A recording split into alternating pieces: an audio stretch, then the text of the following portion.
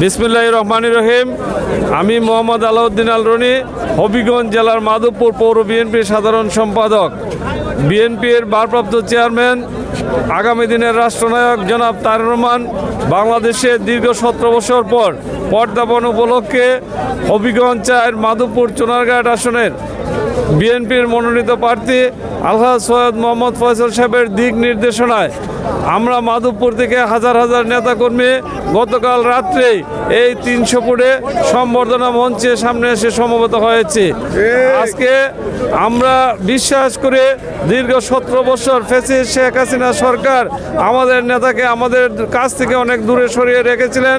আল্লাহর অশেষ রহমত যে 5ই আগস্টের আজকে আমাদের নেতা আমাদের মাঝে ফিরে এসেছে, কিন্তু শেখ হাসিনা তার রাধা ভাত খেয়ে বাংলাদেশে খেতে পারে নাই, সে চুরের মতো পলিয়ে গেছে তার নেতাকর্মীদেরকে ফেলে। তাই আগামী দিনের রাষ্ট্রনায়ক তারেক রহমান বাংলাদেশকে উন্নয়নশীল রাষ্ট্র হিসেবে গড়ে তোলার জন্য ইতিমধ্যে 31 দফা কর্মসূচি প্রণয়ন করেছেন। আমরা 31 দফার প্রত্যেকটি কর্মসূচি তৃণমূল পর্যায়ে জনগণের দ্বার প্রান্তে পৌঁছে নেওয়ার জন্য কাজ করব ইনশাআল্লাহ। ধন্যবাদ সবাইকে।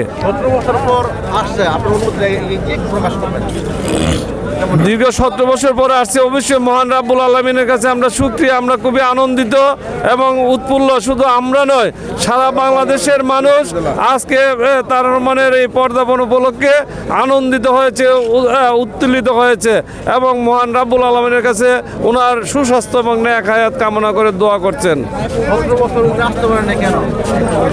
17 বছর পর্যন্ত ফ্যাসিস্ট শেখ হাসিনা সরকার আমাদের নেতা জনাব তারেক রহমানকে আসতে দেয় নাই, কারণ শেখ হাসিনা ভয় পেত যে তারেক রহমান বাংলাদেশে আসলে তার একদিনও সে আর ক্ষমতায় থাকতে পারবে না। তাই তারেক রহমান সাহেবকে বাংলাদেশে আসতে বাধা দিয়েছেন এবং যাতে না আসতে পারে এই জন্য সকল ব্যবস্থা উনি আমলা মামলা করেছে। আজকে সকল বাধাকে উপেক্ষা করে আমাদের নেতা আমাদের মাঝে ফিরে এসেছে। ধন্যবাদ।